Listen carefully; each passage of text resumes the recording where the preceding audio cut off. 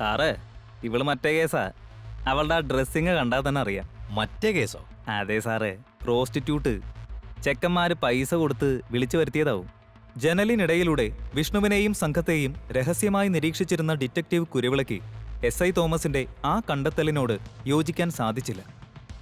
ആതിരയുടെ മരണം കഴിഞ്ഞ് 2 ദിവസം കഴിയും മുൻപേ വിഷ്ണു സുഹൃത്തുക്കൾക്കൊപ്പം സിനിമയ്ക്ക് പോയതായിരുന്നു കുരുവിളയിൽ ആദ്യമായി വിഷ്ണുവിന് മേൽ സംശയം ജനിപ്പിച്ചത്.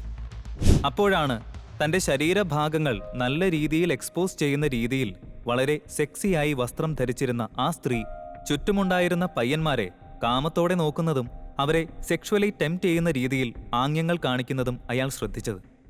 പലപ്പോഴും ചുറ്റുമുണ്ടായിരുന്ന പുരുഷന്മാരെ കളിപ്പിക്കാൻ എന്നോണം തന്റെ മാറിടത്തിലെ വസ്ത്രം അവർ ഇടയ്ക്ക് ഉയർത്തിക്കാട്ടിയിരുന്നു. എന്തോ ഒരു ഡ്രഗിന്റെ ഉന്മാദത്തിലായിരുന്നു അവളെന്ന് കുരുവിളയ്ക്ക് തോന്നി. അപ്പോഴാണ് SP-യുടെ ഫോൺ കോൾ കുരുവിളയെ തേടിയെത്തിയത്. ആതിരയുടെ കൊലപാതകത്തെക്കുറിച്ചുള്ള അന്വേഷണം തൽക്കാലം നിർത്തിക്കോളൂ. അതൊരു ആത്മഹത്യയാണെന്ന് തെളിഞ്ഞു. ആതിര സ്വയം കെട്ടിടത്തിൽ നിന്ന് ചാടുന്നതിന്റെ CCTV ദൃശ്യങ്ങൾ ലഭിച്ചിട്ടുണ്ട്. ആതിരയുടേത് ഒരു കൊലപാതകമല്ല എന്ന വാർത്ത കുരുവിളയ്ക്ക് അംഗീകരിക്കാൻ സാധിച്ചില്ല. നിരാശയോടെ ഫോൺ കട്ട് ചെയ്ത് വീണ്ടും ആ മുറിയിലേക്ക് നോക്കിയ കുരുവിളയ്ക്ക് ആ സംഘത്തെ അവിടെ കാണാൻ സാധിച്ചില്ല. ചുറ്റും നോക്കിയ അയാൾ ഒരു സംഘം ഒരു കാറിൽ കയറി പോകുന്നത് കണ്ടു. കാറിൽ കയറുന്നതിന് തൊട്ടു മുൻപായി അത്ര നേരവും താൻ നിരീക്ഷിച്ച ആ പെൺകുട്ടി അയാളുടെ ബൈനോക്കുലർ നോക്കി തന്റെ നടുവിരൽ ഉയർത്തിക്കാട്ടുന്നത് കണ്ട് അയാൾ ഞെട്ടി. നിരീക്ഷണത്തിന് ശേഷം നിരാശയോടെ വീട്ടിലെത്തിയ കുരുവിള ആതിര കെട്ടിടത്തിൽ നിന്നും എടുത്തു ചാടുന്ന ദൃശ്യങ്ങൾ വീണ്ടും വീണ്ടും തന്റെ ലാപ്ടോപ്പിൽ എടുത്തു കണ്ടു. അപ്പോഴാണ് ആ കെട്ടിടത്തിൽ നിന്നും ചാടുന്നതിന് മുൻപ് ആതിര പുറകിൽ ആരെയോ നോക്കി പുഞ്ചിരിക്കുന്നുണ്ട് എന്ന് കുരുവിള കണ്ടെത്തിയത്.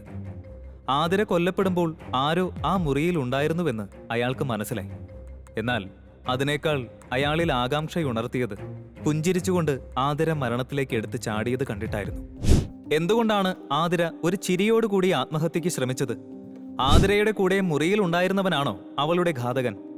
അമ്പരപ്പിക്കുന്ന കഥാഗതികളുമായി മുന്നേറുന്ന thriller audio show detective Kuruvila ഇപ്പോൾ ആസ്വദിക്കാം കുക്കു FM-ലൂടെ. കൂടുതൽ ഓഡിയോ ഷോകൾക്കായി ഇപ്പോൾ തന്നെ ആപ്പ് ഇൻസ്റ്റാൾ ചെയ്യൂ.